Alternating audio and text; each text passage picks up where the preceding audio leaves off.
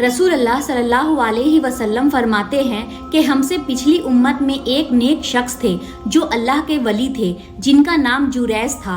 उन्होंने एक गिरजा तामीर किया था और उसमें वो अल्लाह की इबादत किया करते थे।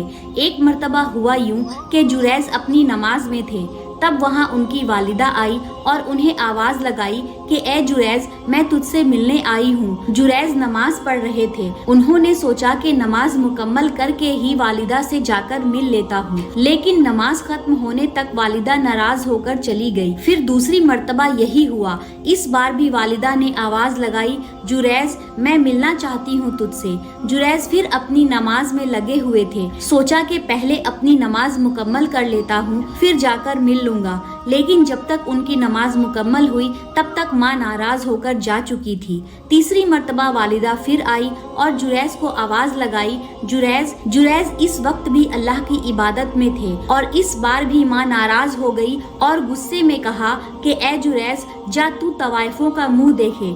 ऐसी बद्दुआ देकर उनकी वालिदा वहां से चली गई।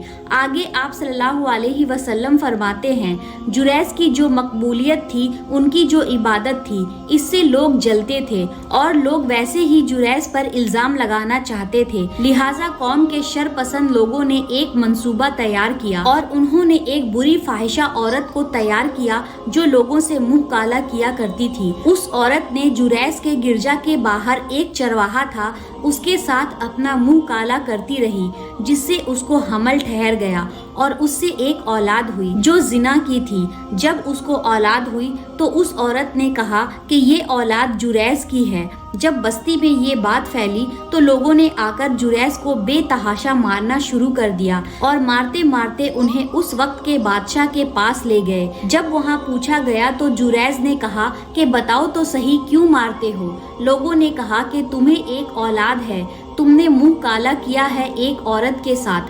तो जुरैज ने कहा, उसे लाओ तो सही, कौन है वो औरत? इस तरह जुरैज की वालिदा की बद्दुआ हुई और जुरैज को बुरी औरत का मुंह देखना पड़ा। जुरैज ने कहा, ठीक है, पहले मुझे नमाज पढ़ने दो।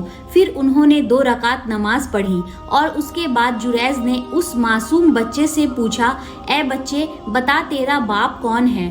अल्लाह रब्बुल इज़्ज़त ने उस मासूम बच्चे को ज़बान दी और उस बच्चे ने कहा कि मेरा बाप वो चरवाहा है। और इसके बाद उस बच्चे के मुंह से सच सुनकर लोगों को बड़ी नदामत हुई। इस वाक़ये से हमें ये सबक मिलता है कि एक वली के हक में भी अगर माँ बद्दुआ कर दे तो अल्लाह कबूल कर लेता है।